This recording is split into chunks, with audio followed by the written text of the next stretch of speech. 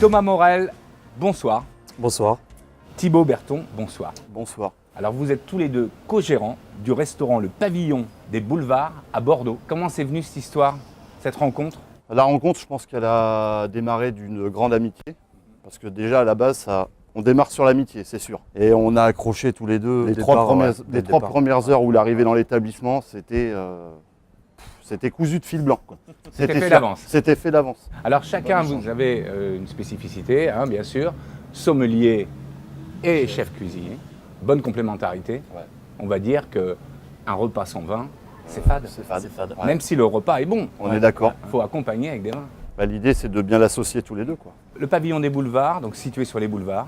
Superbe endroit. Est-ce que vous pouvez décrire un peu le lieu? C'est une maison bourgeoise typique bordelaise. Ouais. Une échoppe. Une échoppe, Une ouais, échoppe, ouais. qui a été créée par monsieur et madame Franc il y a une trentaine d'années. Ouais. Avec une terrasse. Avec une terrasse. Avec une oui. terrasse, ouais, tout à fait. Un Un joli joli cour, jardin ouais, qui ferait un joli presque jardin. penser au champ du sud de la France. Alors, une étoile que vous avez conservée, c'est important de le dire dans ce restaurant. Ah ouais, c'est un gros On a challenge. conservé ouais, tout et à fait, qu'on ouais. conserve depuis 3 ans. Première fois aux Épicuriales. Oui. Ouais, première fois, ouais. Qu'est-ce que vous pouvez dire sur les Épicuriales? C'est un rendez-vous des Bordelais. Ça annonce la saison. Ce soir, vous allez travailler à deux, hein, Ouais. complémentarité, dans les Exactement. vins, etc. Qu'est-ce que vous allez nous préparer? On va commencer par l'entrée. Alors l'entrée, je suis parti sur une idée d'asperges vertes, fumées au brasero, minute devant le client, accompagnée d'une crème de yaourt grec au haddock, donc pour appeler ce côté fumé. Et puis après, beaucoup d'herbes, je suis un passionné d'herbes, de fleurs. Produit frais de saison, évidemment. Exactement. Ouais. Le plat. Le plat plus traditionnel, je suis originaire de Bazas. Je voulais intégrer dans mon menu le bœuf de Bazas. Voilà, donc chose qui a été possible. Belle signature. Ouais. Voilà. Accompagné d'huîtres du bassin. Voilà. Une association terre-mer.